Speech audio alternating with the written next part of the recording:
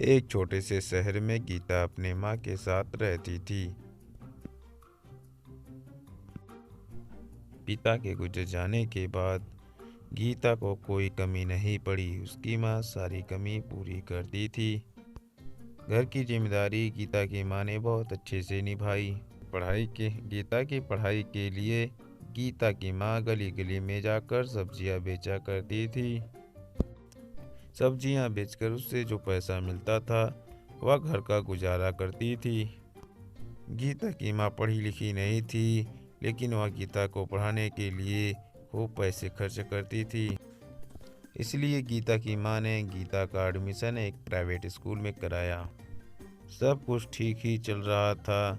उसकी माँ घर वापस आती है। एक तेजी रफ्तार से गाड़ी आती है। उसका एक्सीडेंट हो जाता है। उसकी माँ वहीं पर दम तोड़ देती है। अब गीता एकदम अकेली हो गई थी। ऐसे धीरे धीरे चलता रहा। घर में जो भी पूंजी बची थी वह सब खत्म हो गई थी। गीता के पास पैसे नहीं थे कुछ खाने के लिए, और लोग उसका मजाक बहुत उड़ाते थे, और वह रोती हुई चली गई वहाँ से। तभी रास्ते में उसके चाचा रामू मिले। अरे गीता बेटी, तुम यहाँ क्या कर रही हो? गीता अपनी सारी बात अपने चाचा को बताती है। सुनकर बहुत दुख हुआ।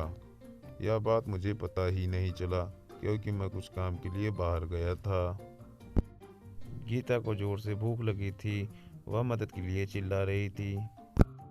तभी वहां से एक परी गुजर रही थी। वह रोने की आवाज़ सुनकर नीचे आती है।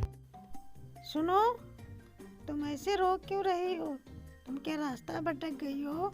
तुम्हारा घर क्या है बताओ, मैं तुम्हें तुम्हारे घर पहुंचा दूंगी। मेरा कोई घर नहीं है, मेरे माता पिता मर चुके हैं। इतना सुनकर परी अपनी छड़ी घुमाती है और तरह तरह के खाने आ जाते हैं। बहुत खुश होकर गीता खाना खाती है और परी का धन्यवाद करती है।